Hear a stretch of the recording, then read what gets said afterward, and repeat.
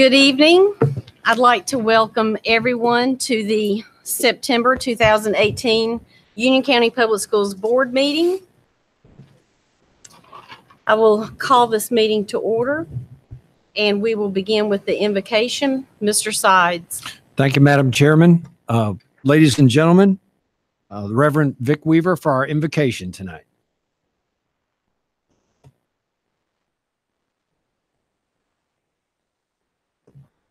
Let's pray. Father God, we thank you. We thank you for a new year. We thank you for the staff that you have put in place. We thank you for the students that you have sent our way, and we ask you to help us to guide these students this year in the way that they should go, to be able to teach them what they need to gain the tools so that they can be productive members of society as they go out and as they prepare their lives in this town. And Father, we thank you for this Board of Education and what they're doing, and ask your continued blessing on us and them. And we ask it in the name of Jesus. Amen.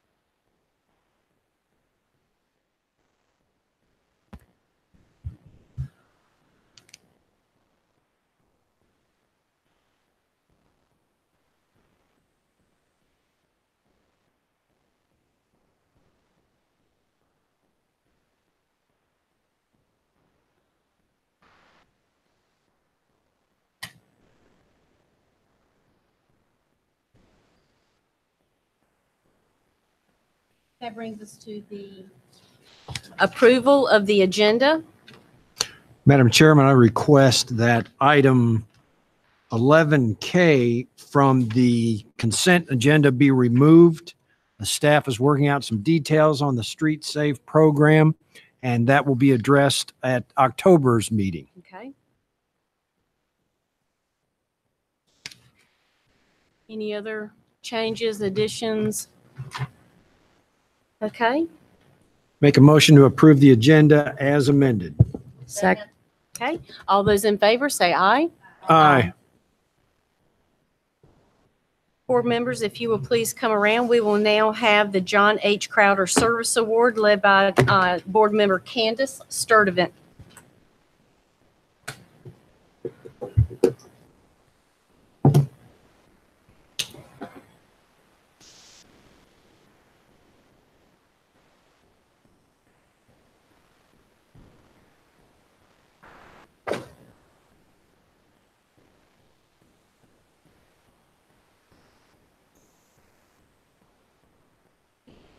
Recognize a high school student, John H. Crowder Service. This award is living. Thank you. I think I should start over. What do you guys think? Yeah. All right. Each month, we recognize a high school student with the John H. Crowder Award for Community Service. This is a living tribute to the late John H. Crowder, who spent more than 30 years serving the children of Union County. In order to receive this award, students must not only be academically successful, but must also have established history of, community service in more than one area or with more than one organization. Tonight, we award the John Crowder Service Award to a very special student at CADA. Will Elizabeth Henson please come forward?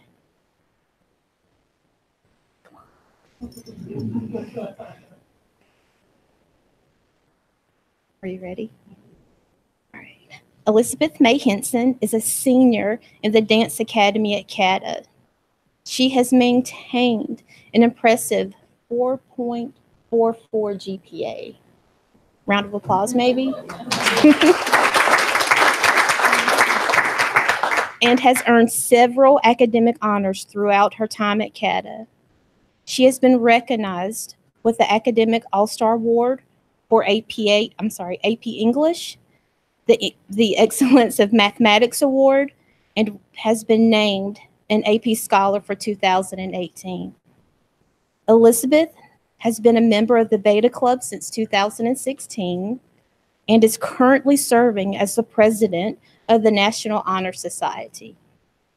Elizabeth's community involvement consists of being involved in numerous community service projects, including Relay for Life, Common Heart Food Pantry, Bright Blessings, and many more. Elizabeth has been a tutor for several years and tutors her fellow CATA students in math and science. Additionally, Elizabeth volunteers for CATA's Trunk or Treat event. Is that coming up soon? All right. Which provides a safe place for kids in the community to go trick-or-treating. The Board of Education is very proud to recognize Elizabeth Henson as the September recipient of the John H. Crowder Service Award. Congratulations.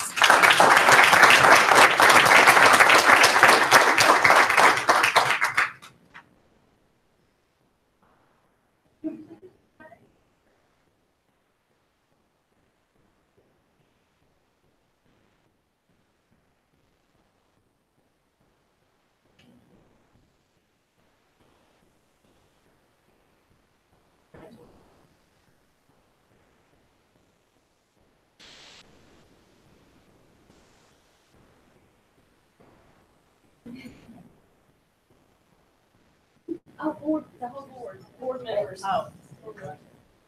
This is the whole board. Oh. If you can. Sorry.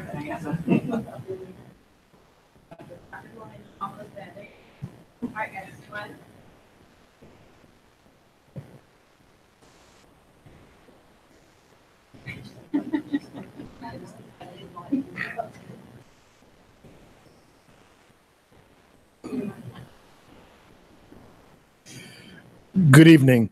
The Union County Public Schools Employee of the Month Award recognizes employees in non-teacher, non-certified positions. It was created to honor those who have exemplary work and performance, those who promote positive morale, or possibly those who demonstrate initiatives and creativity that improve the operating efficiency of their department or the district. Individuals can be nominated based on their performance, their customer service, or an individual incident that merits commendation. Our September recipient is Wendy Thigpen, a desktop support engineer on the technology team. And Chief Technology Officer Jay Parker will come forward to recognize Wendy for her accomplishments. Hey, Wendy, come up here. Welcome, Wendy. Wendy Thigpen always has a positive attitude and goes above and beyond with any situation to solve problems.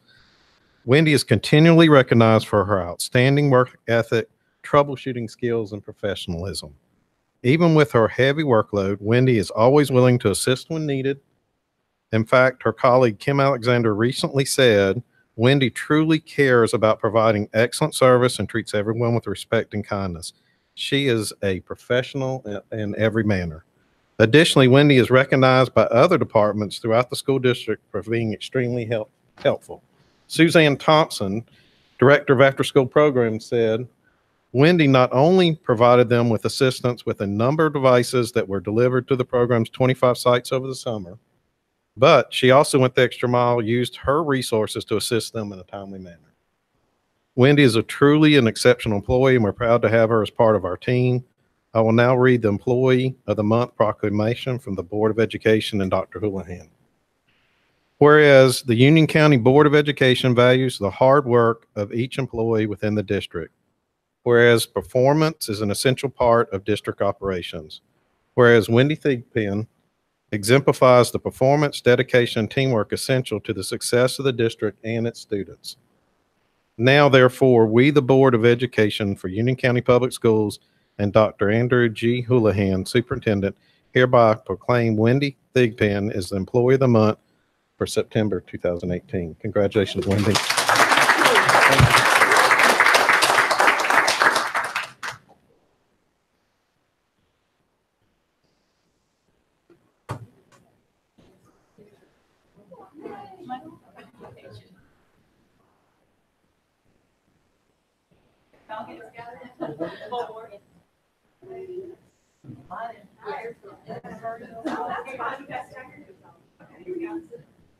I know, right? Okay, that's fine. All right. Ready? One. You're welcome.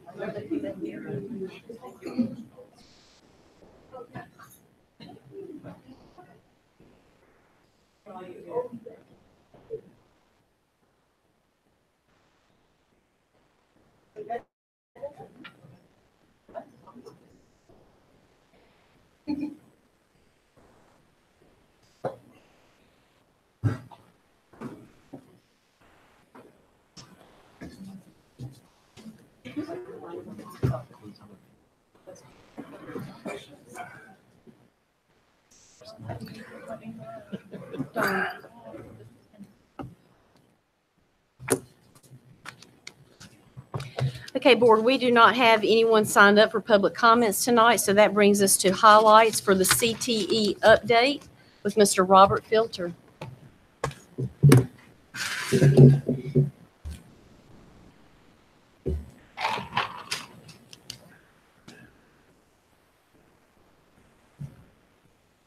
Good evening, Board of Education and Dr. Houlihan.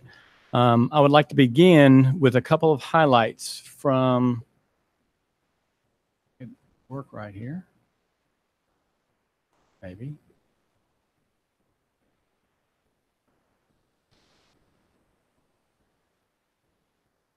There we go. A couple highlights from 2017, 2018.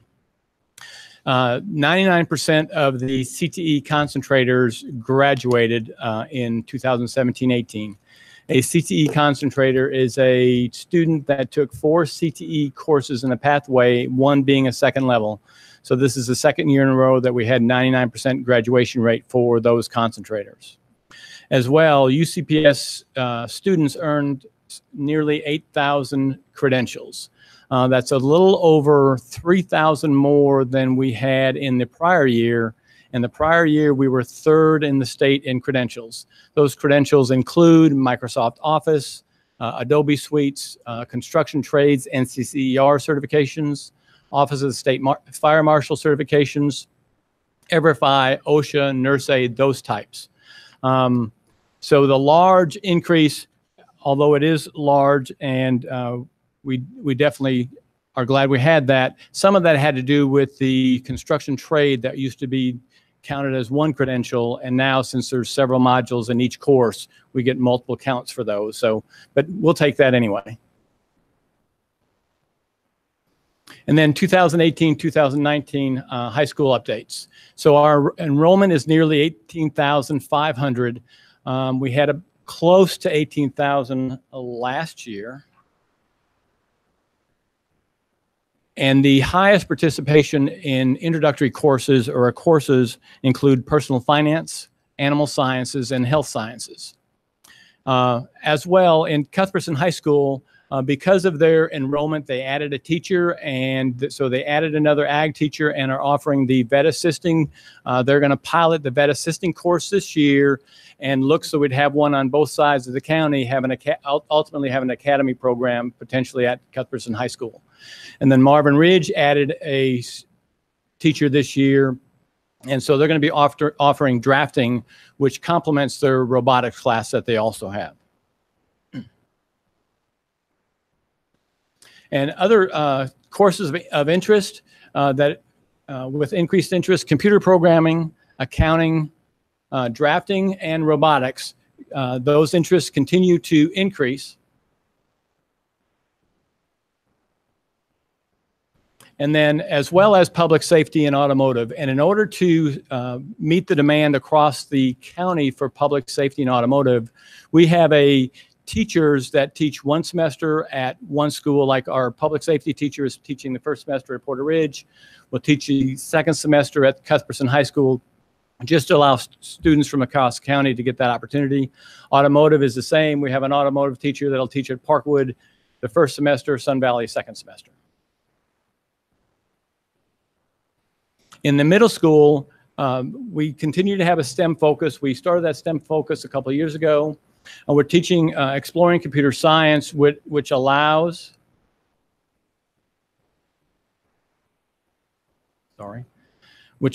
the students to design robots as well as do some coding. We have exploring computer science, which allows students to learn code, and then exploring robotics, which allows the students to build robots as well as code them to have them move. We have the Health Science Academy of Monroe, which includes an introductory to health science along with neurosciences and medical investigating, as well as Project Lead the Way engineering curriculum, which is a design and modeling curriculum along with more enhanced automation and robotics.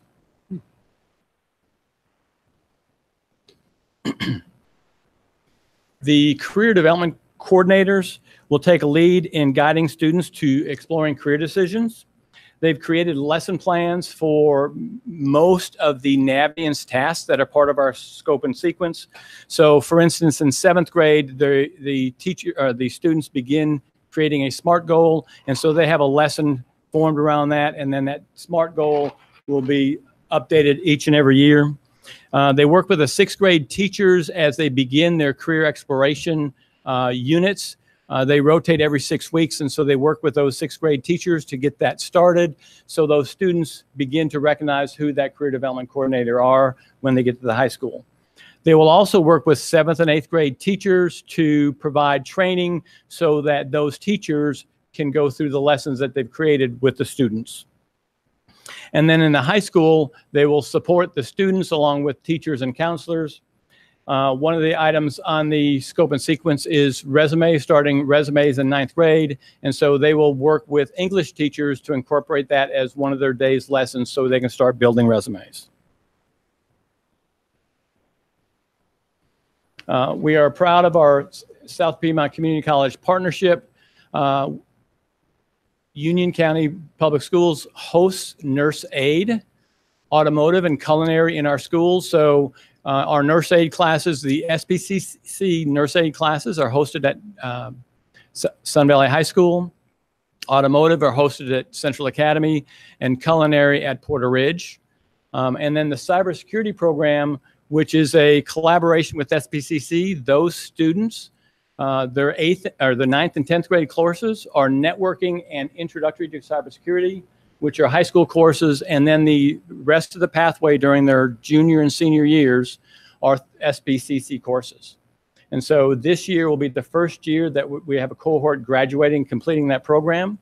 And we've done some refining, so the following year's graduates will receive up to 24 credit hours or more, which is almost a semester's worth of credit by going through that program. We will continue to work with South Piedmont Community College to build, more programs and support those programs as well.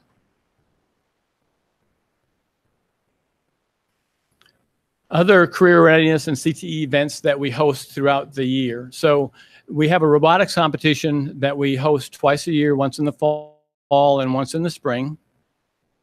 And what that allows, that's for middle and high schools, and those students build the robots. They create and code the robots to perform different tasks. It allows students the opportunity, again, to design and code, as well as provide them collaboration and teamwork. So as part of that competition, the teams are paired together as part of the competition so that, I don't know why it keeps going back and forth, so that they have to work together with possibly a Porter Ridge team, might work with a Cuthbertson team. And at the end, when they do the final pairings, they're working with another team, possibly from another school. We participate in a holiday bake shop, which is something that we began recently. And so as part of the Monroe Christmas tree lighting ceremony, our family and consumer science classes cook, bake desserts, and they sell them there as part of that program. And they also have a dessert contest. So they are judged and they receive awards for that. And then in the spring, we have a film festival, the digital film editing classes. They put their productions together and submit those. And we have a local company help to judge those. And some of the categories might be stop motion, lip sync, music videos, how-to videos, etc. So they participate in that. And then in the spring, in conjunction with the state utility contractors, they bring in several pieces of equipment, backhoes, skid steers, and allow our students, generally the construction trade students, and maybe ag mechanic students, to come and operate that equipment and learn more about those careers. And then the High School Programs Expo is something that we started last year. We had traditionally done an 8th grade career day, and we had 8th graders come through the booths to learn more about the careers, but the parents weren't involved. So this is a Saturday event.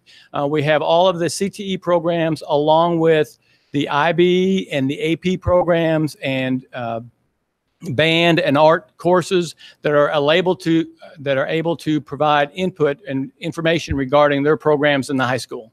Last spring, we had over 1,000 participants. So we weren't sure, how that would go on a Saturday morning, but it went very well. And so we will continue to do that again this year. A few other initiatives that we have, we're working with SPCC and local manufacturers with a pre-apprenticeship program. This allows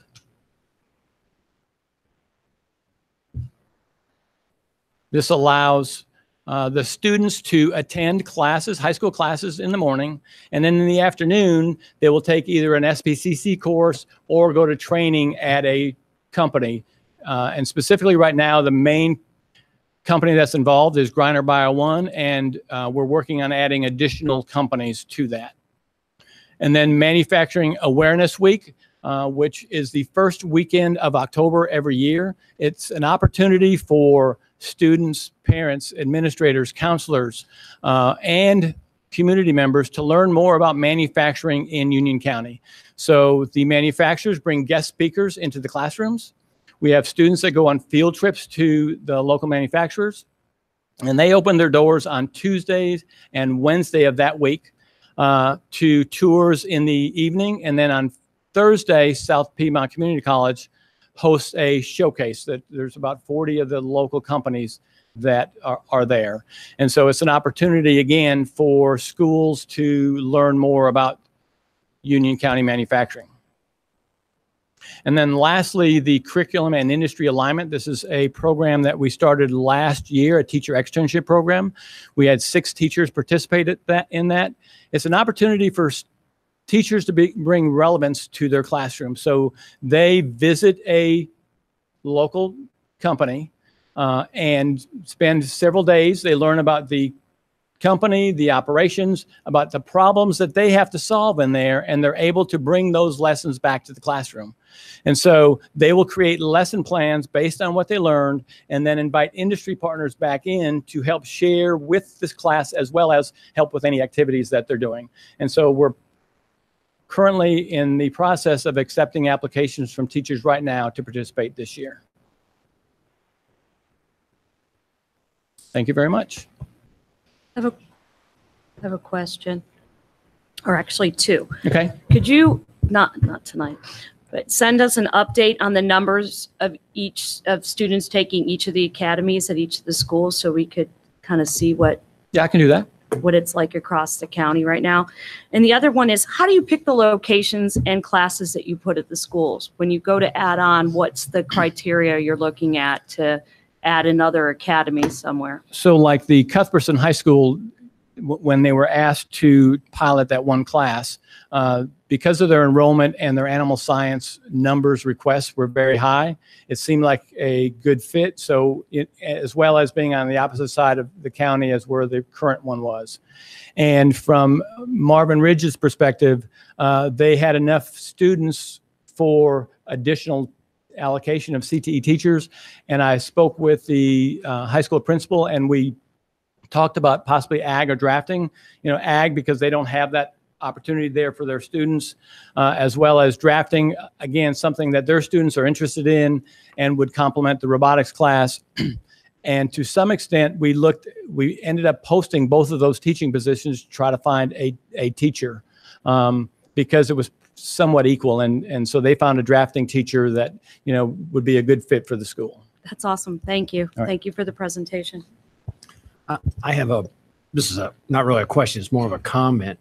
When some of these classes have events like the robotics competition, could you work with Tahira's office that this gets publicized?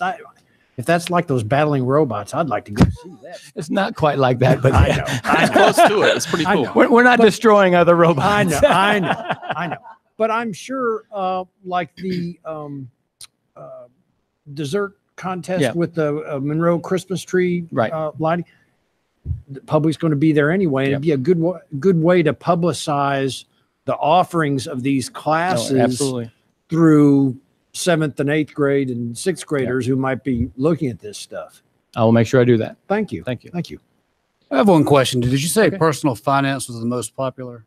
It is the highest enrolled class this year. Is that offered at every high school? It is offered at every high school. Okay. So and when I say offered, and I have to look specifically, it is offered at every high school as long as there's enough participants. But I would venture to say that based on the numbers, at least every high school has at least one personal finance class. I think every kid should be required to it take should be it. mandatory. I mean, seriously.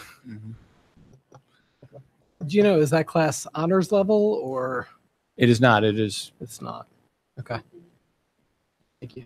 It, I just want to thank you, Mr. Filcher, and your team for your leadership. I know that our career readiness programs, at least the past couple of years, have really ramped up, and our academies have been very popular and very successful. And the board and public knows we are deeply committed to college and career readiness and making sure our students have relevance tied into their coursework. So I want to thank you for the work you've done, and we're going to have a great year under your leadership with career readiness. So thank you. Great. Thank you.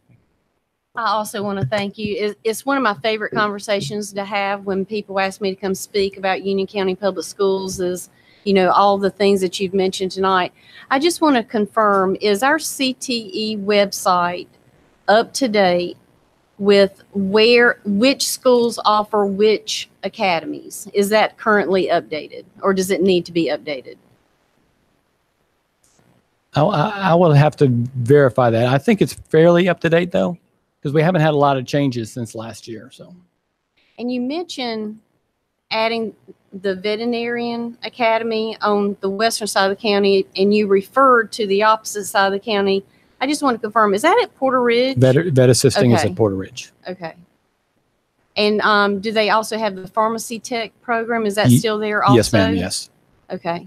Yeah, I think it would be great just to make sure our website is up to date, and that so when parents, hear about this stuff, they can go straight to UCPS and find out which clusters offer which programs. Because what you're doing is amazing work, and when I mention it to people, they are unaware that we have welding and all these different opportunities, and I think we want to make sure that parents can easily access this information and not have to hunt for it or just give up because they couldn't find it. It's my understanding that it was updated this summer, but we'll go back and verify. Verify. Okay. All right. Perfect. Good Thank you. stuff. Thank you. Thank you. Okay, that brings us to the open session meeting minutes for February 1, February 27th, August 7th, and August 15th. I have a couple changes to both the February 1st and February 27th meeting that are not substance related, but rather grammatical, and some words missing or changing some words. So if everybody, I'd be happy to go through them one by one, or you can trust me that They are just grammatical changes. We trust you. I second. Then I make a motion to approve the no? Oh, I seconded it. Oh, you did. So, okay. So we have a motion and a second. So all those in favor with the amendments or the minor changes, say aye. Aye. Okay, thank you, board, and thank you, Mrs. Heintel. That brings us to the consent agenda, and I want to remind everyone that K is going to be postponed until October. Make a motion to approve the consent agenda as amended. Hey, one question about consent agenda. Can we get prices for the sole source, how much they are? I don't see that on here anywhere, all the requests. They're on the. I didn't see them either.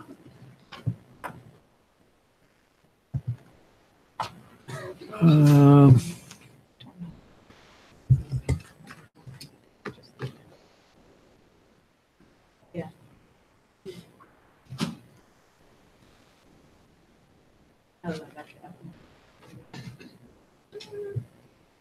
We can get it for you. I mean, I don't know. We can't get it right now, but source, I mean, sure. but, yeah. Yeah, we can provide that to the board. Okay. Usually on the sheet it says.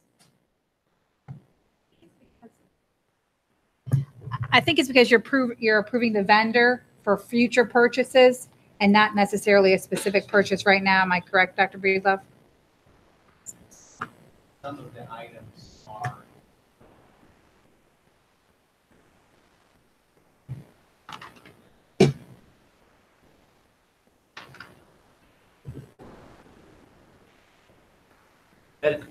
That is correct. Some of the items on there are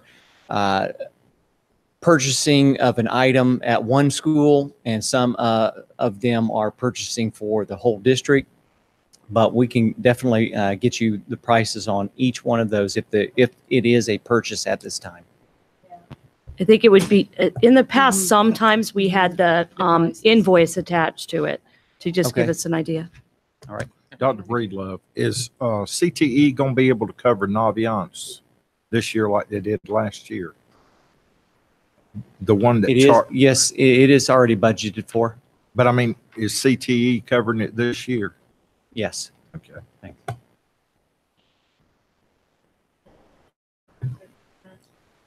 I'll second it. Okay, second. All those in favor, say aye. Aye. Aye.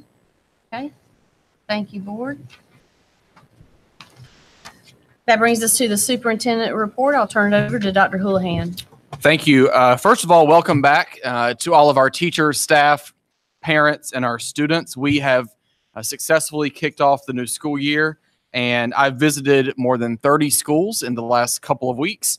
And I will tell you, there is great momentum this school year right now in our classrooms and in our buildings. And I'm excited about school getting back in session. As a parent, I'm really excited about school being back in session.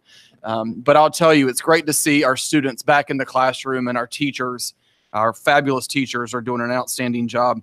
I do tonight want to thank our transportation team, facilities, and school nutrition staff in particular for all of the work they've done over the summer to get our buildings prepared and to get things ready from an operational standpoint. So big shout out to you all. As the board knows, we have been working in partnership with the Union County and the Department of Health and Human Services regarding social emotional learning and adding additional positions that can better support all of our schools. As of today, for the 9 social worker positions, there have been 86 candidates who have applied. For the 5 behavioral therapist positions, there have been 22 candidates that have applied. There are 2 candidates for the social worker position, and hiring is underway for the program manager. Interviews are being conducted for the other positions, and we are a part of this hiring process. Under Mr. McCraw's leadership and all of the work with our social workers, one of the partnership efforts was to make sure that it was a joint kind of interview committee between county staff and UCPS staff, and we are very excited. I can't move quickly enough on this, because even on the second week, we know that today children need access to these resources. And so we are trying to move as fast as we can with Union County. And again, thank you to this board for your support with this, and to the Board of County Commissioners and Union County for their support, because this is desperately needed in terms of a resource. So I wanted to give you all an update on where we are with that. Two really important topics are being raised at the state level and national level this month. One is the attendance awareness campaign and a lot of push around reducing chronic absenteeism. And the second is around school safety. We've really made some good improvements in the way that we're monitoring and working with families on attendance. We're working really hard with school principals and our attendance counselors on reducing the number of kids who are chronically absent. Earlier this week, our state superintendent, Mark Johnson, declared September as School Safety Week, School Safety Month. And that really aligns well with all of our initiatives around school safety and mental health and emotional health. And we look forward to actually hosting the state superintendent tomorrow morning. He will be paying a visit to Union County, and we are going to have the chance to really brag about all of this work with our school resource officer expansion and the work in partnership with the county on social emotional learning. So we look forward to seeing him tomorrow. I want to say congratulations to Weddington High School. Weddington High School has won the annual Wells Fargo Cup, and that cup will be presented on next Friday, September 14th, during their football game. I plan on being in attendance. Last year, Marvin Ridge High School won it. I know Principal Cook there is really not happy about not repeating. The year before Marvin, Weddington won it. And so there's kind of a healthy competition right now to see, and that's a statewide award. And so the fact that we've had our high school has won this 3 years in a row is a great accomplishment from an athletic and an academic achievement standpoint. And finally, I just want to say in just a few minutes, you're going to hear an accountability update by Dr. Bowers and Dr. Breedlove. And I want to say, I told him I would not steal his thunder. But I want to say a big congratulations to all of our teachers, our staff, our board, and our community. As you will hear, Union County Public Schools is continuing to lead the way in almost every single category in terms of reporting at the state level. We have made some historical advances with graduation rates, AP access, SAT, et cetera, et cetera. I will stop talking, Dr. Bowers, as he's looking at me like, please stop. But I'm very excited about the report from DPI yesterday, and I hope the board will be. I know you will be as well. But the results we've gotten is a direct work of what is happening in our schools and a direct work of our excellent teachers and principals and the support of our board. So I want to say a big thank you and congratulations. Let's make it a great school year. And that concludes my report. Yes. I read that DPI is backing off of M-class testing for K through 2. Have we devised a plan yet with respect to that? They're listening to the fact that we don't want to keep testing the kids as much as we have been. Yeah, the state has issued, I believe it's a 4-point guideline on what is now mandatory versus what is optional. And Dr. Breedlove and I had a discussion about this yesterday because we still need to determine the language that's given is this is optional, but it's still recommended, or this is optional and it's still best practice. And they want it to leave it up to every individual teacher to make that decision based on best practices of teaching and assessment. We have to work with our elementary principals on this one. I'd like to bring it to our curriculum committee meeting next month so you can see, because we need to have consistency on how we're going to interpret the law. And again, there are at least 2 parts that say optional but strongly recommended. And so we're happy to come and bring that back to the board. Thank you for that update. We will now have Dr. Breedlove and Dr. Bowers present the accountability update. It is a pleasure to stand in front of you today and present our accountability update. It seems like almost yesterday that we were doing this for last year. It's gone by very quickly. But as you will see, the work that Dr. Bowers has done on this report has been amazing. He's done it very quickly and very accurately. And so with that said, at this time, I'll introduce Dr. Bowers. Thank you, Dr. Breedlove. Members of the board, Dr. Houlihan, good evening. And sir, with all due respect, you steal the thunder anytime you want, okay? It is yours. It is certainly a pleasure to stand before you tonight and be able to share some of the updates that were released yesterday before the State Board of Education, and also to provide some of our own local updates as well with regards to instructional accountability. I believe each of you have been given an advanced packet, so I certainly won't bore you with the mundane details of that, but I certainly want to make sure that we give honor to the accountability system, make you aware of some of the changes that have taken place this year with some of the adjustments, and then kind of see how those changes might have impacted where we were from a school system and from some of our individual results moving forward. So with that said, kind of give you an overview as to kind of how this will progress, kind of broken up the presentation itself into various segments here. First thing I think is always important is to talk a little bit about the changes that have happened with the new federal accountability model. It's the Every Student Succeeds Act. Many of you have heard the word term No Child Left Behind in the past, and the former acts before that with the what we are held to the standard of implementing with regards to guidelines developed by the federal government. So we'll talk a little bit about kind of what are some of the shifts there. The other piece to this is what are the North Carolina assessments and where do they fit within this framework, and kind of how they're used for performance reporting. The other one are what are those key performance school indicators and what can we expect to look at to kind of give us that state accountability reporting. Then we'll move to the school performance grades and how they're kind of derived.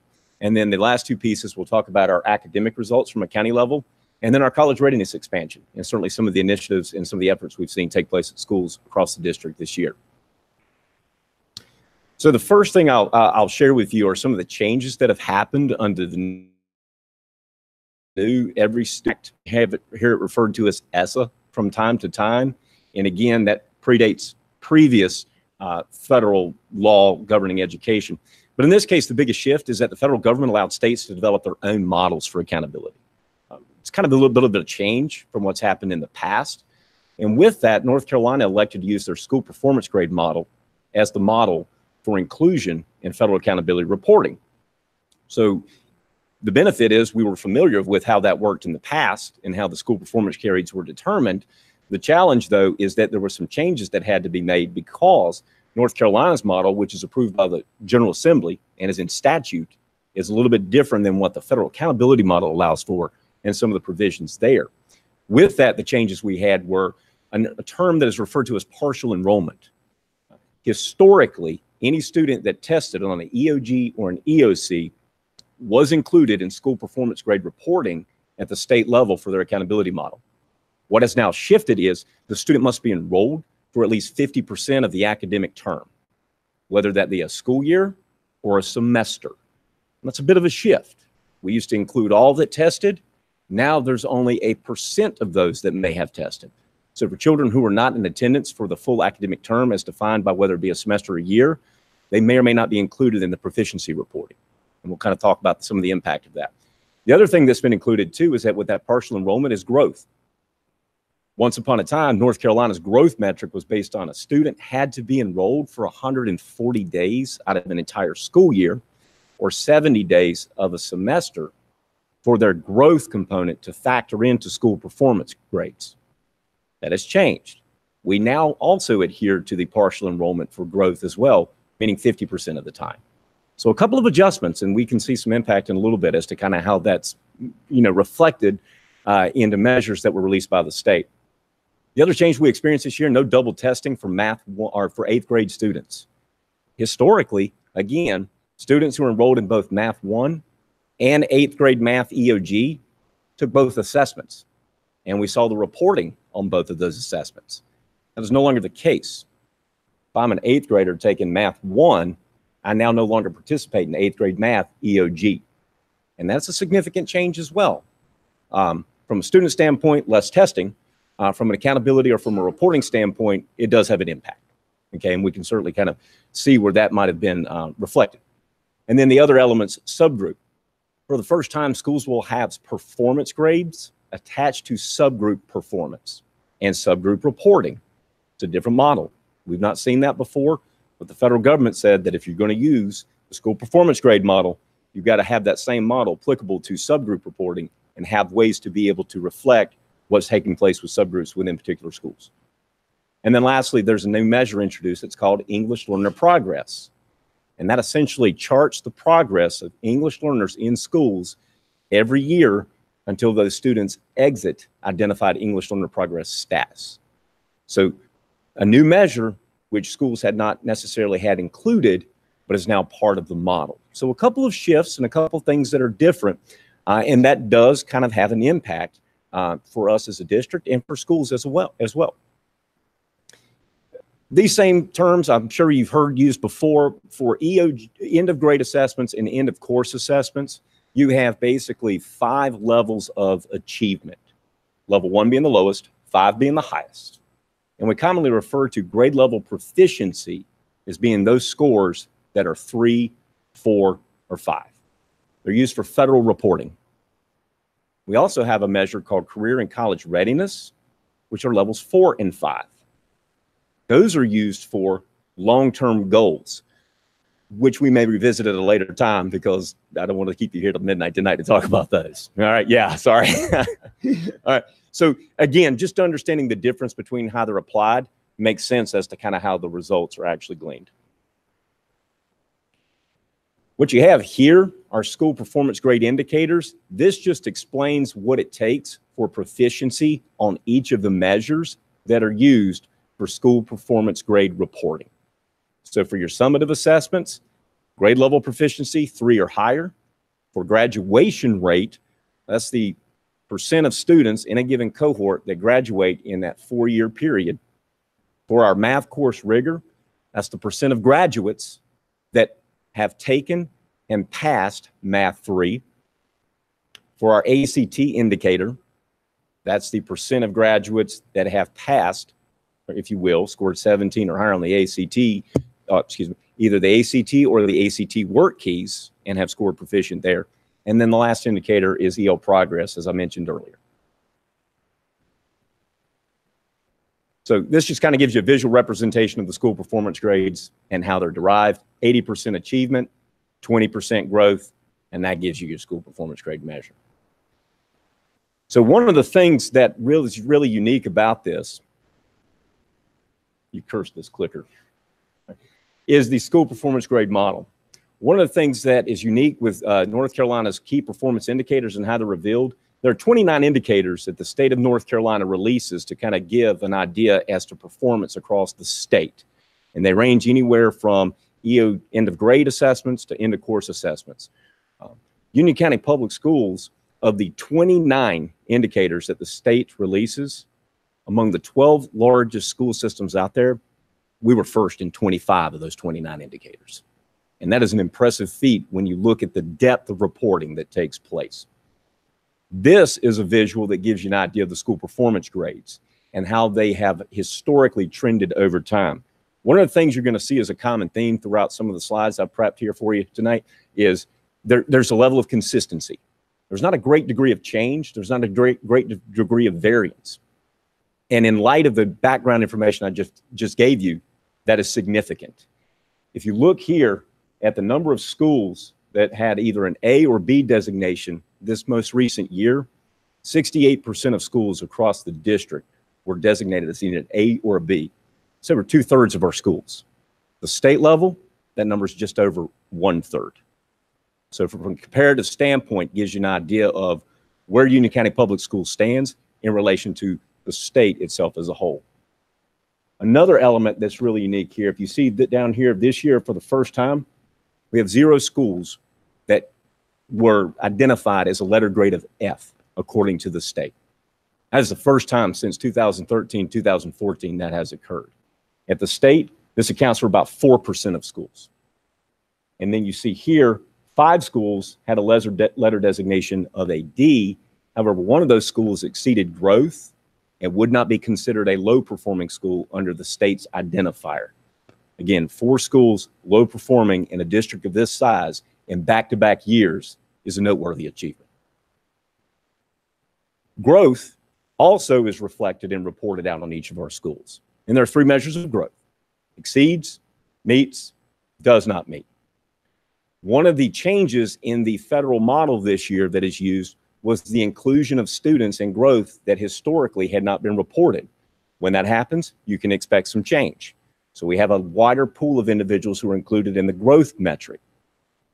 Even when you apply those, you see that we have 30% of our schools exceeding, 40% that met, and then 30% that did not meet. If you were to parallel this again with what takes place at the state, 27% would have been in this category here of exceeded, 46% here with met, and then you would have 27% that did not meet.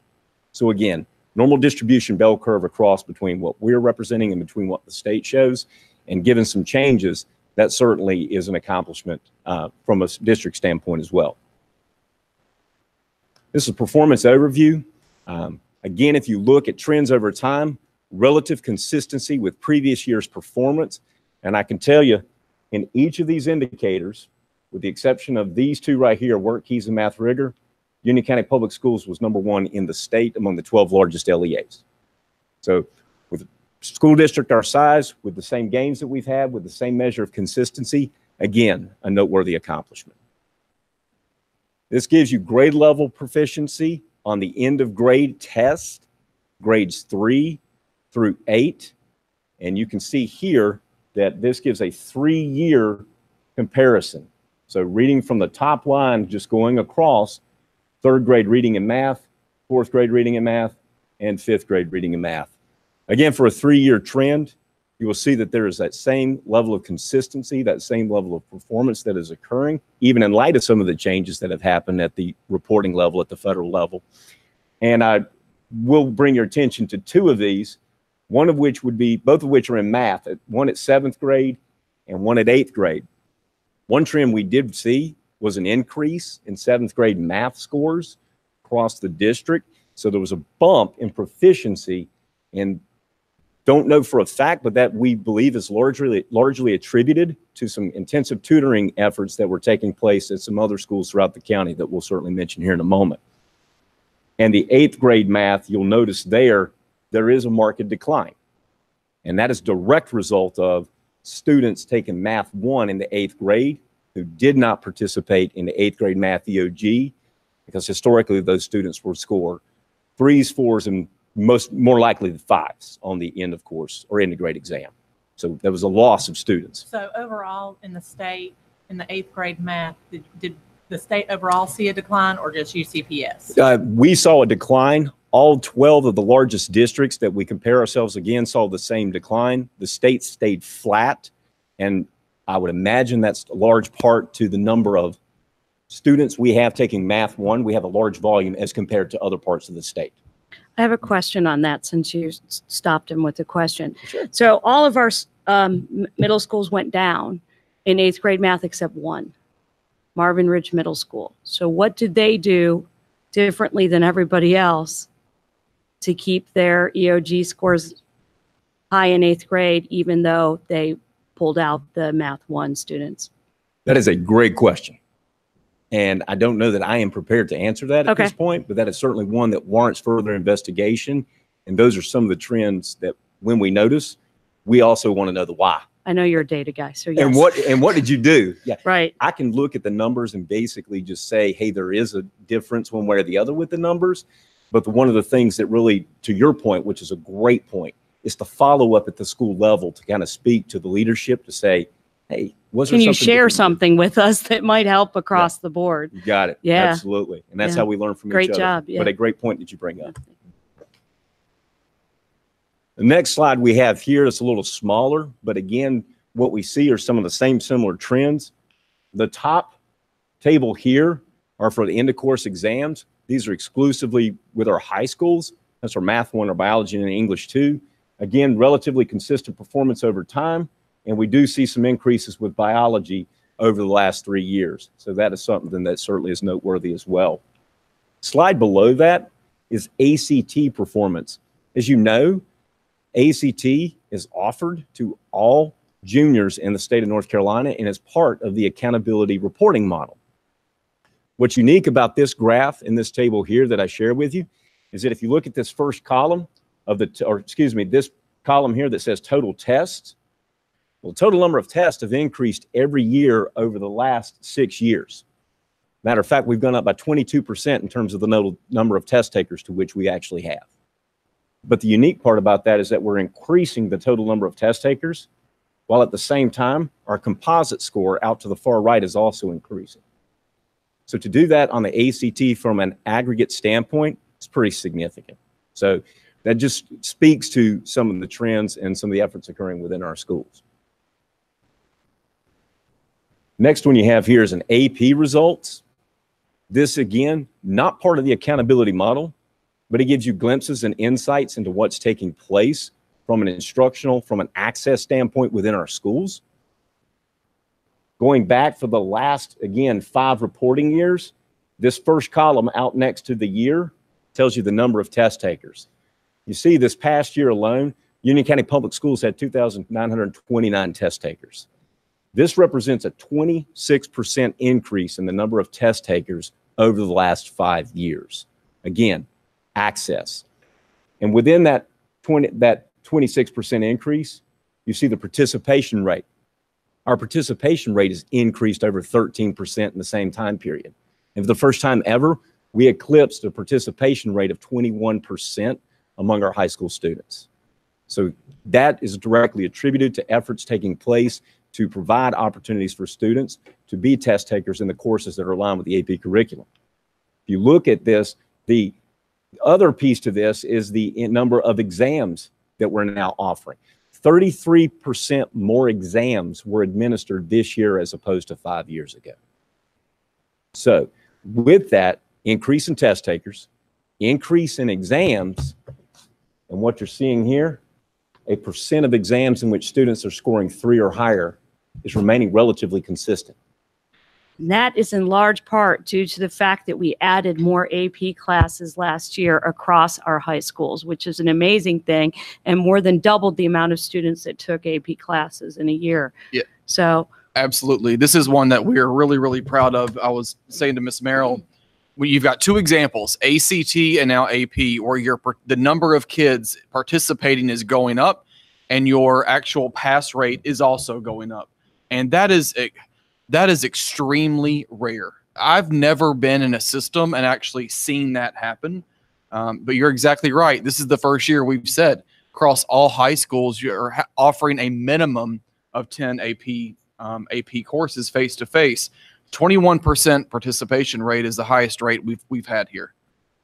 can we, not tonight, but sometime, get an update on the list of the AP classes offered at each of the high schools? We got that last year, and it was a really good thing to take a look at.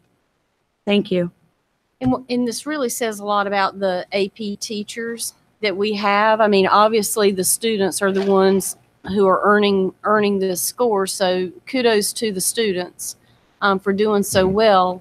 But, you know, for us to be able to acquire such high performing AP teachers that would influence those students to do so well. But one of the common themes that we've had as board members over the past couple of weeks is if you give students the opportunity to rise to the occasion, they will. And so, you know, kudos to, you know, Dr. Houlihan for, you know, demanding that our schools offer, you know, AP courses for our students to have this opportunity.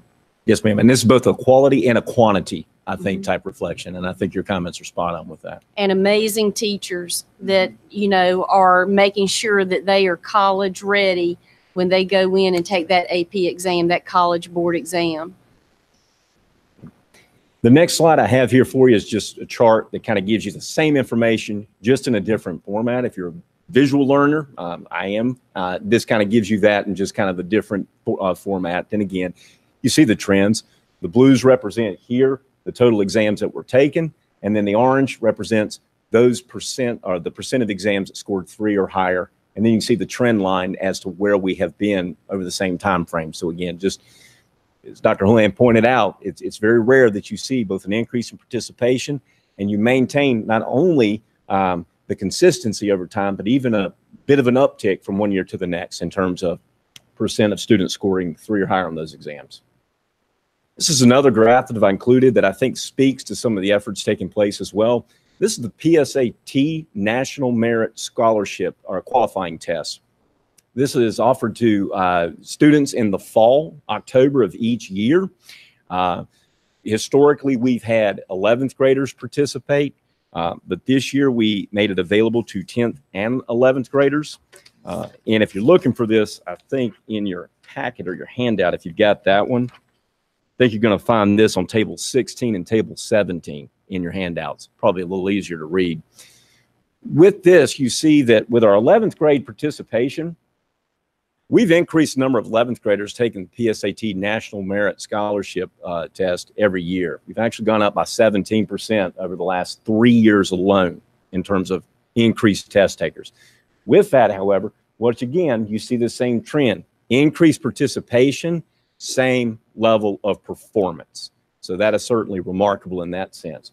For the 10th graders, this year we had 3,231 10th graders participate in the PSAT National Merit Scholarship qualifying test. Historically, this has only been 10th graders who would opt in, if you will.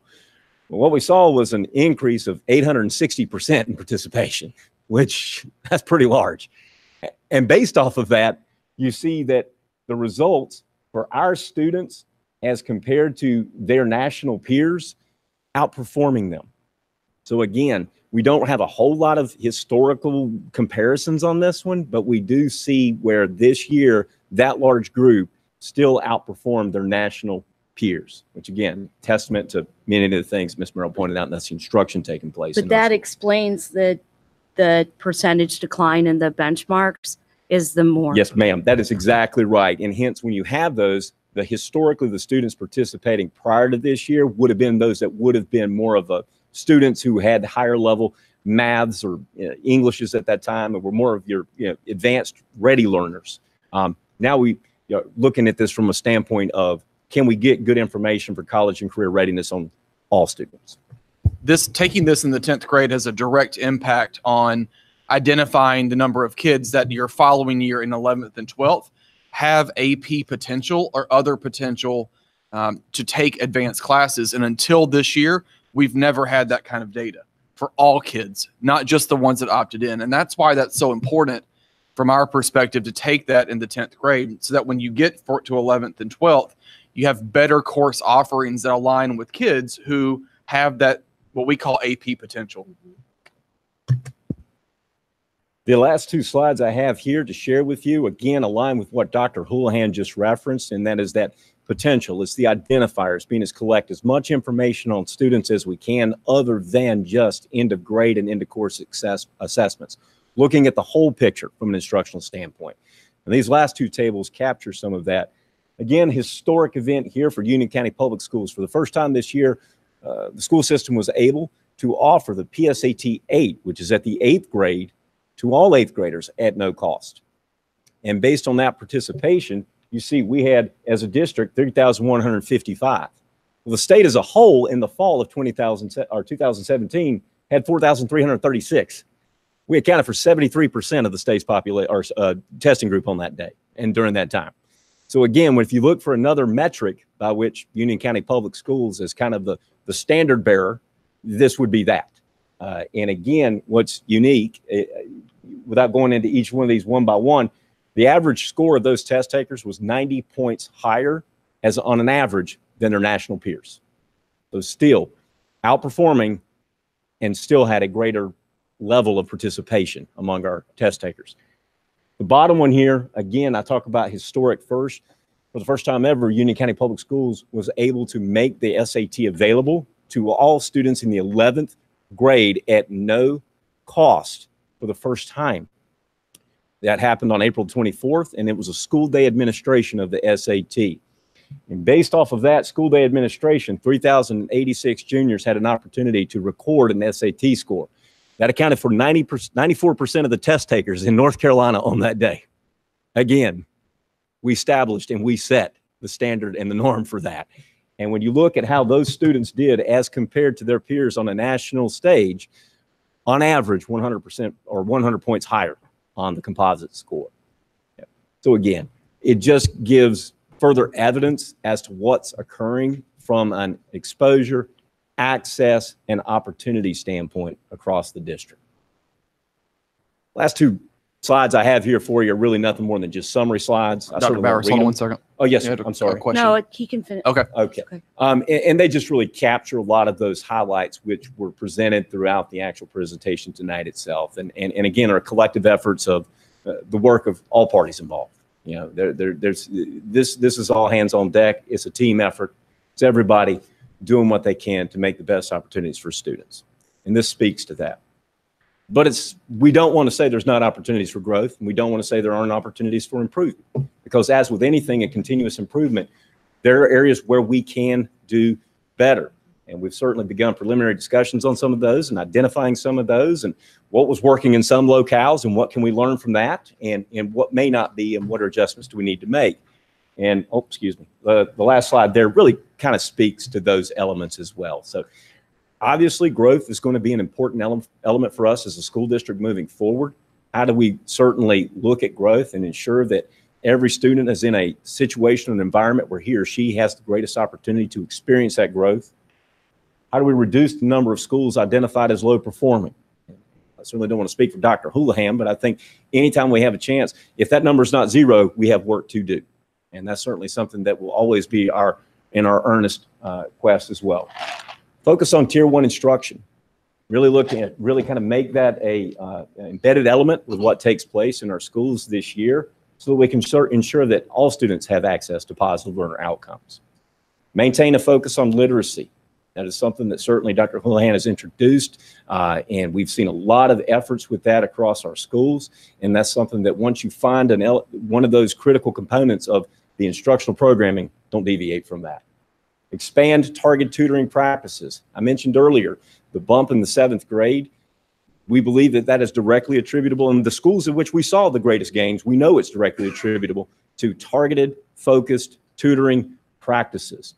Those same gains were also witnessed at the elementary schools that had tutoring in 4th grade because their average 4th grade EOG scores went up by an average, I guess I should say, of 12 points. Can you go back to the previous slide? Yes, Dr. most Bowers? definitely. I just want to comment on that. So if you look at this slide and look at the 3rd and 4th bullet, I want the board in particular to take note of this because you all supported a recommendation, if you remember, with our budget 2 years ago, to put tutors into our 6 focus schools to really tackle 4th and 7th grade math and to ensure that students there are receiving what we call a double dose of intensive daily tutoring. And I'm always trying to figure out what's the return on investment with that.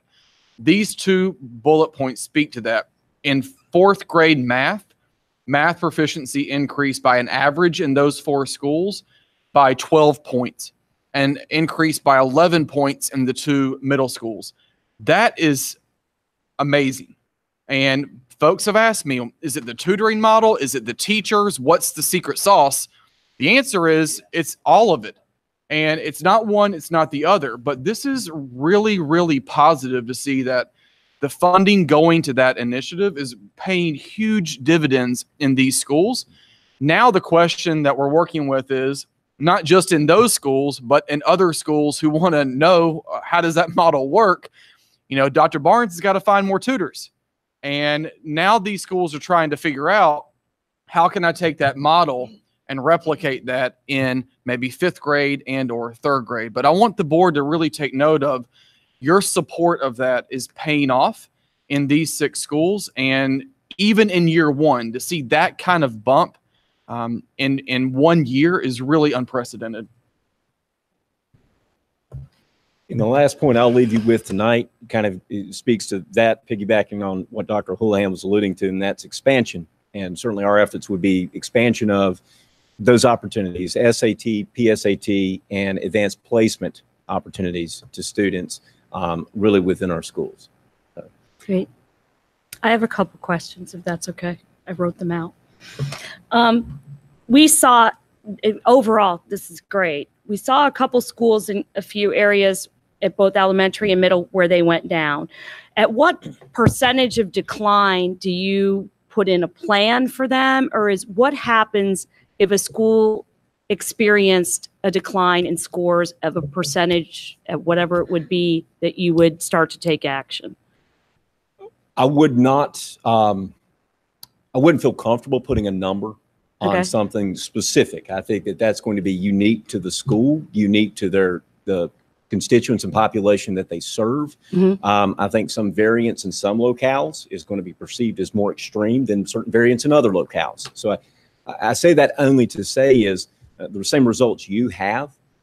I know that have been shared with members of our academics team, and efforts have already begun to have conversations with those to which there appears to be a not only decline, but even increases. Because Right. again, going back to your previous point, is But best practices on the increased Yes, ma'am. ones could help us on the decreased ones. and definitely. that's the beauty of really kind of working together to get to the school level and get in the field, so to speak, to find out what's taking place ground level that has contributed to that. So I would be, again, wouldn't give a number, but I think that certainly something that would just cause one to raise an eyebrow and say, wow, what happened here?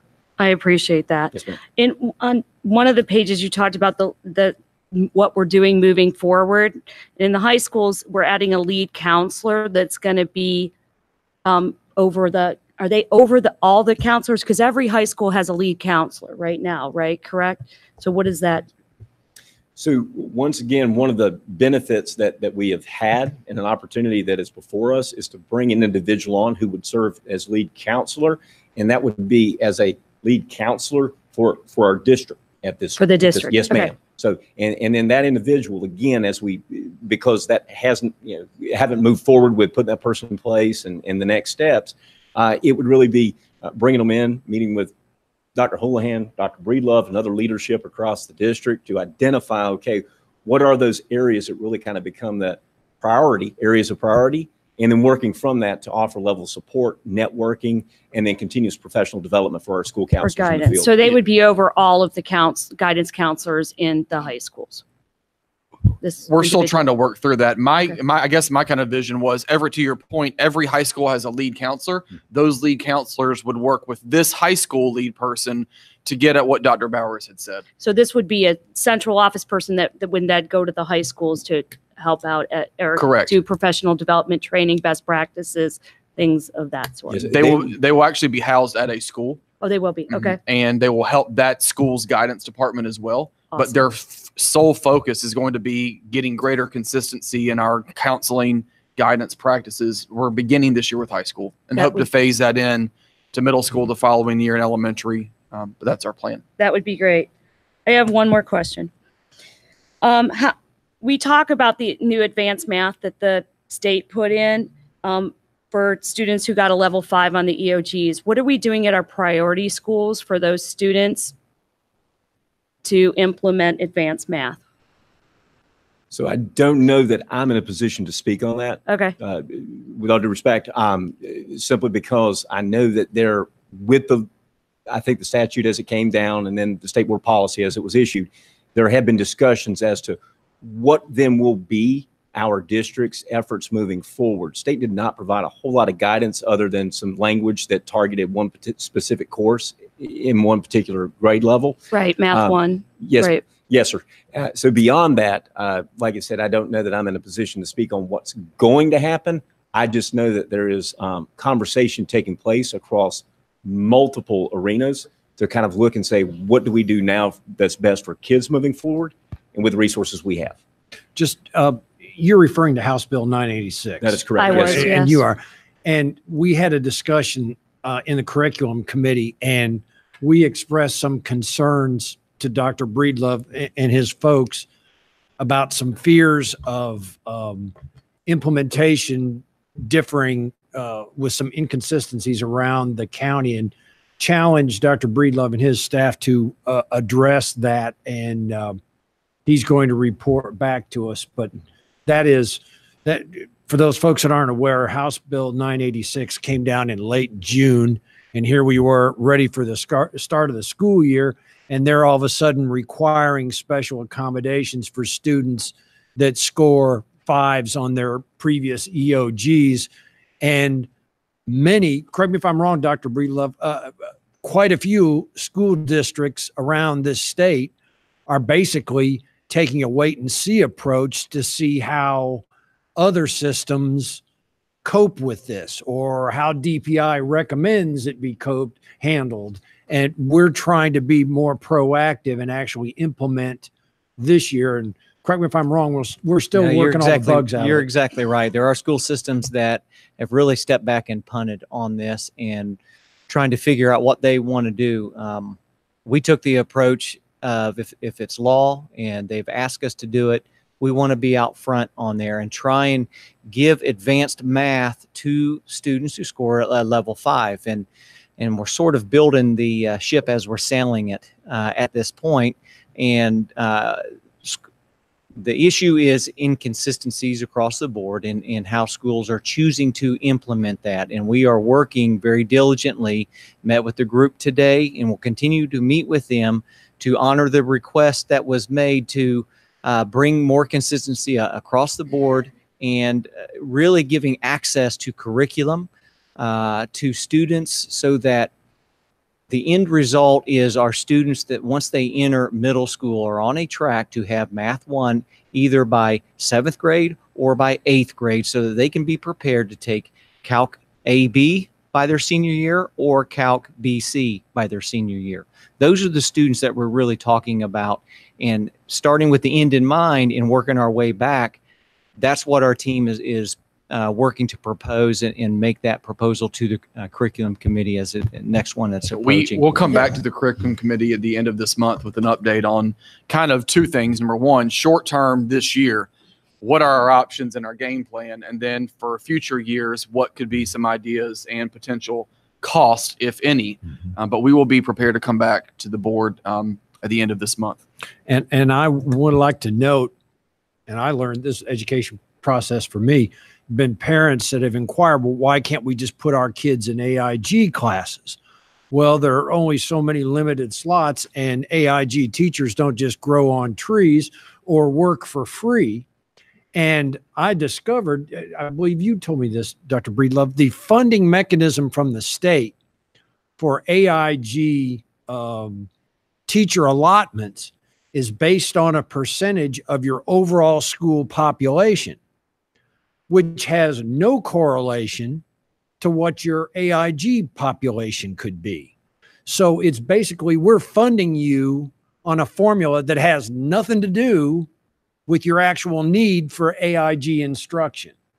And I'm sure it's not the only time that funding from governmental sources don't make any sense, but this is another part of the piece of the puzzle trying to put together. So I want to commend you folks for picking up the challenge on this. And like you said, while the ship's already sailing, here we are in September. I'm glad we had the discussion. I was just asking if we had implemented stuff at the low priority schools at first, or if we started anywhere on the scale of things, but I appreciate the update. I have one more question, then I promise I'm done. What is disciplinary literacy? It's our literacy initiative across the board at all of our elementary, middle, and high school. And basically, it's literary practices that are based, whatever the subject is that we're teaching. So if it's math, for example, there is specific literacy that is taught in math that is a part of the whole school's plan for literacy. So it's not just, you're not just getting it in English anymore, that it is spread in every subject, even health and PE. They have to have a literacy plan within their subject as well as everybody else. And so it's a school-wide initiative to increase literacy no matter what your subject is that you're teaching. So literacy across disciplines, disciplinary literacy. Thank you. And you'll find that mostly in your secondary schools. In our elementary schools, we have our kind of Focus 5 early childhood literacy framework that you all have been presented on in the past, but it's mostly looking at literacy across content. Oh, I have another question. Oh, please, go ahead. Go ahead. Well, I just had a quick comment. Unless I missed something here, Dr. Bowers, I think your last two slides here of your presentation were not included in the packet that we received prior to the meeting. Could you send that separately out to board members, because the information, particularly on the impact of the tutoring, would be very helpful to maintain for us for future. I would like a copy of the PowerPoint. The board, I believe, received as part of the packet, received the actual accountability report, which is different from the presentation, but Dr. Bowers will send, or Dr. Breedlove will send you all a copy of this presentation. This will also go on our website. Oh, great. Perfect. I have a couple of questions. We obviously have no more F schools, thank goodness. And I just want to make sure and clarify that Walter Bickett is not an F because of the reset. If we look at their scores from third grade last year to fourth grade this year, there was significant growth among these students. But I want to make sure that that goes on record, that it was not because of the reset. It's because we have 2 principals there now. There's extensive tutoring there now, and I'm so proud that they're on the upward trajectory. Is all this information, the overall schools on our website and the individual schools on theirs? I don't know I'll go back to your first question. No, it is not because of we'll call it, believe it's called Restart. Okay. Restart is just a mechanism by which you can have more flexibility to do things around hiring. And this is a direct result of effective classroom teaching and leadership structures that are in place. And if you remember, those principles started late in the year. I think it was January or February. So got to commend the 2 of them. Also commend Mike Harvey, who was at Monroe High School, because they exited low performing status as well. So 2 big Congratulations big to wins. Walter Bickett and Monroe High School and their staff. Some that was Amazing. 14+% increase. You also mentioned that Union County placed first, 25 out of the 29. What were the 4 that we missed? Well, I'm sorry, I'm a competitive person. Why weren't we number 1? I completely understand. You sound like me. I'm sorry, we want 29 out of 29. Yes, ma'am. That's our goal. Continuous improvement. I should have put that on the slide. So one of the ones that we certainly saw opportunities to really kind of enhance our efforts and grow in, I mentioned the English learner progress as a new measure that had been introduced this year for the first time. Yes, ma'am, that is correct. So that would be one of those. The other was work keys.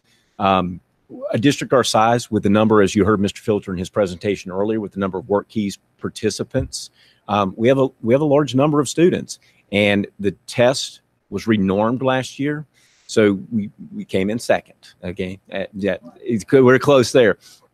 The other one that is a bit of a game changer, if you will, and it's going to take us an opportunity, take us some time to really kind of work through.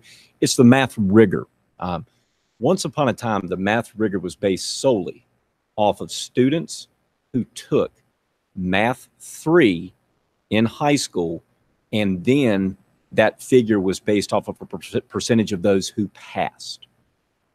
So of our graduates who took Math 3 and then either did or did not pass Math 3 across the district, we annually came in at greater than 95%. What has changed, as I mentioned kind of with one of the new federal accountability rules, is that the federal government will not allow what they call partial level indicators at any grade level. So it's kind of you can't just include seniors who took Math 3 and didn't pass. You have to include all seniors. And we have pathways that serve students who are on the extended content standards, and they are our most severe students who will never take Math 3. It's not in their sequence, but yet they're now held into the reporting standard. I pause for a moment. Yes. And so you will see then, if you go back, we were 94.8% in our Math 3 rigor, which did dip below 95 for the first time since it had been reported. But I still offer that is remarkable given the students who are on those pathways to which Math 3 will never be a part of their curriculum. So, yes, ma'am. Great presentation. Thank you so much. I appreciate it. Thank you for the questions. Okay, we will now have Dennis Covington with the budget amendments and transfers. Good evening, board, and Dr. Houlihan. What you have before you is a report for our end of year. If you look at the budget amendments, that's where we show up either our projected revenue or actual revenues received in June. That's on your first 2 sheets. And then your budget transfers are where we show up our expenses according to how we had the budget formed, so that we meet all the expenditures by line items. And I'll take any questions you may have. I have a question, Mr. Covington. It really goes back to the last finance committee meeting. Has the situation with the funding of the high schools, has that been resolved? The full replacement of that funding? We are researching to replace those funding, and we're taking a recommendation to the cabinet next week. At the next finance committee meeting, we expect to have a resolution provided.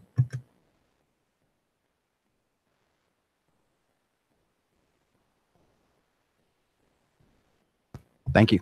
I would just add to that, that the discretionary, I'll call it discretionary funding, I'm not sure if that's the right technical term, but on the elementary and middle school level has already been, we've been able to restore that through other funding methods.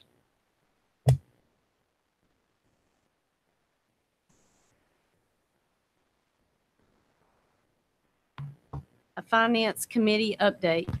Madam Chairman, I'm going to make this brief since we passed everything for action item already on consent agenda. The only other item is we made a decision for our calendar moving forward. Our next meeting, if needed, will be on the last Tuesday of the month, which will be September 25th, with our January meeting being moved to the 29th and our April meeting of 2019 being moved up to the 16th. Other than that, all the other items the board has already approved on the consent agenda. Okay, thank you, Mr. Sides.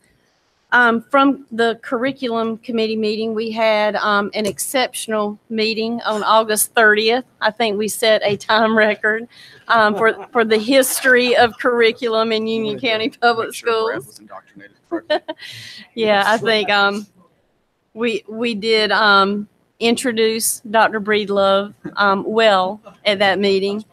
But I encourage anyone who is interested, we had absolutely great conversation about the sole source purchases that are on consent tonight, a program, Empower Me program, something that Mr. Sides has brought to the attention of Union County Public Schools, a street safe driving program that many parents and students will want to start paying attention and looking out for this information. We plan on having a presentation to the full board at the October meeting for Blair Trawick. And I think this is going to be something that is going to be very well received here in Union County for our inexperienced drivers. So be on the lookout for that. We are working diligently to work with Miller's crew and have some really great programming here. I believe Michelle Morris is working with that team to get things in place over the next month. We had an extensive conversation about expanding the IB program into 9th and 10th grade so that instead of students having to change high schools for 11th and 12th grade, we have encouraged staff to open the application process similar to CATA in early college and go ahead and let those students that are on an IB pathway to transition in 9th grade instead of 11th grade. And we are very interested to see what the demand will be to determine if we do or do not, expand the IB program further in the county. But we want to start there and see what kind of interest we get for 9th and 10th grade. Again, it's been mentioned earlier tonight, we had a discussion regarding the House Bill 986 that was approved and came out of Raleigh the very last week in June. So it did really create a challenge for Union County Public Schools and all 115 school districts in the state to try and figure out how to offer advanced math to our level 5 students that tested at the highest score in math that may or may not be identified as AIG, that clearly need an opportunity to do more in math and not just be in a traditional classroom. Which conversation was the strain that would put on a classroom teacher to take this on. So I encourage staff to keep looking at opportunities, to help these students that are clearly math proficient and finding a way to take them to the next level in math. So House Bill 986 did not just address math, it addressed cursive writing in the school. It addressed too much, ways to eliminate the amount of encourage people to really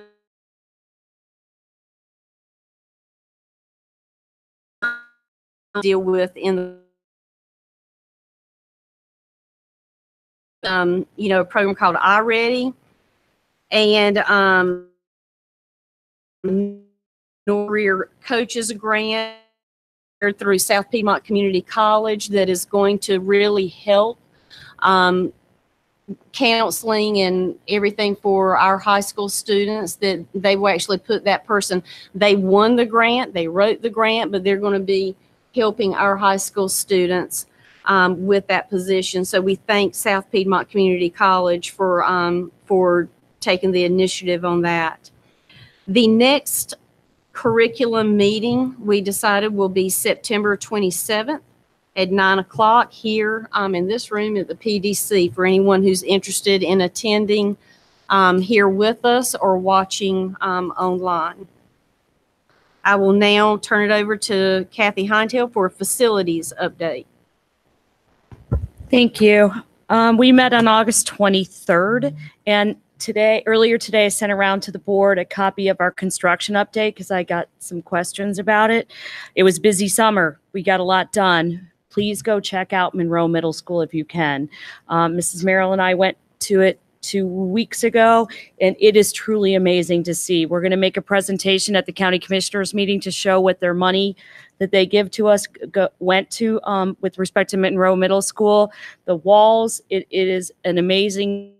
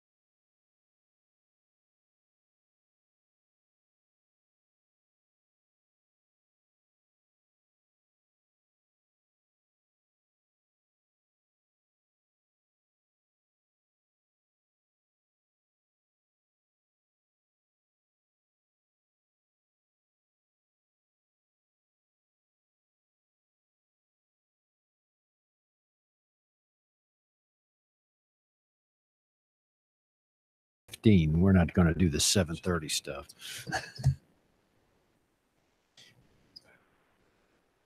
Okay, I apologize. I believe our live stream went out for a few seconds, but we're back live. Okay, thank you. If there are no other announcements. They missed my scintillating facilities report. Oh, darn. Not doing it again. Okay, you know what? I failed to make a board comment. I want to say a tremendous, huge thank you to our CTO, Jay Parker, and his team. Is Jay still here? Oh, there he is. Jay and the technology staff, what an amazing, if there ever was a saying, how do you eat an elephant? You and your team in technology, please let the technology staff know how thankful we are and that we recognize that handing out and distributing 25,500 new laptops was a huge undertaking, and what an A+ job you did handing those out. And I also want to recognize the Weddington High School student that has a video online giving some guidelines and some recommendations to students on how to care and take care of their brand new laptop. This was a huge investment that was approved by our board, and working with BB&T to secure this, work on this funding mechanism. But great job. And can't thank you enough, because it seemed to have just gone well. And I also want to encourage parents and students, please take very, very good care of that brand new laptop, because we are discussing allowing, especially the high school students, to be able to use the same laptop from 9th grade. Not a discussion. Dr. Houlihan announced it on his live Facebook feed. That should be happening. But to your point, and believe me, for someone whose son just got one, the computer you get today will be the computer you get through your terminal grade of that school year. And so if the better job you take care of it now, the better off it's going to be 3 years from now or 4 years from now. And that is going to be something that will be new for a lot of our schools. But another piece that we're adding to this, and since we're, a new baseline with devices, it seemed like the perfect timing to institute that. So what we learned is that some of our schools did have it set up where in 9th grade, that student would carry the same laptop all the way through 12th grade, but most of our students didn't. And so they would, get a different laptop that had either been very well taken care of or very well abused. And so you never really knew what you were going to be getting the following year. And staff did such a great job in negotiating the purchase of this that we no longer require parents to pay a $25 technology fee. That has been waived. We no longer do that. And I have seen a lot of chatter that parents are very appreciative and were excited that they didn't have to write that check the first week of school. So again, thank you. I encourage those students to take good care of your laptop, because it will be yours through 8th grade or 12th grade. So just want to make sure I got that out there. And I want to commend staff on rolling out for the first time in Union County Public School history, school choice. We had, a lot of families taking advantage of school choice and available seats within our county, and allowing parents and students to choose the school that they want to go to. And we did a great job opening that door for families, and they took advantage of that new opportunity. I want to commend the board for your hard work this summer on handling transfer requests and appeals. So the board did really great work. And just like Mrs. Hinetail has already mentioned, I want to commend facilities for doing such a great job getting our schools in the best condition for back to school. So great job, facilities. That's all I had. And that leaves us at adjournment. So, To adjourn. okay, all those in favor, say aye.